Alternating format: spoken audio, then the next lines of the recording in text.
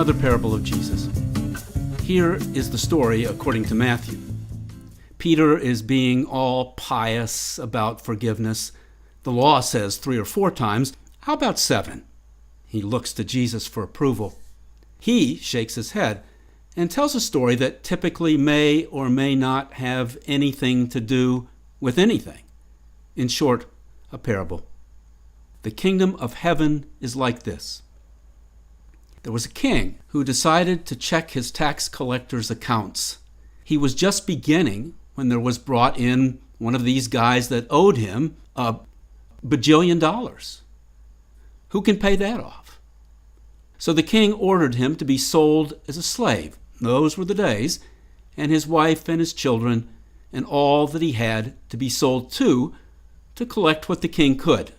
Maybe 1/10 of 1/10 of 1/10 of 1% of 1/10 of 1% of a zillion, without the buh. Maybe. The tax collector was feeling suddenly awfully like one of the tax collected, the choke in his throat dropping leaden down into his stomach, which fell out of his anus and into his pants. He was shaking. The king just looked at him, shook his head, Jeemus, and he let him go. The man went out. As he was adjusting his organs, one of his colleagues walked by who owed him $100. Boom! The man grabbed the skiver by the neck. Pay up. Let go, and I will.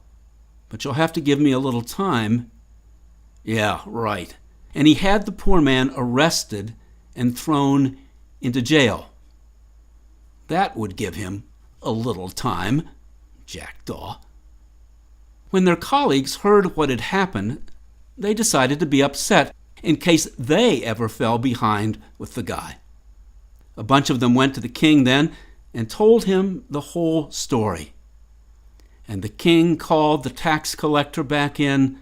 Say what? He said. Jesus looked again at Peter and shook his head.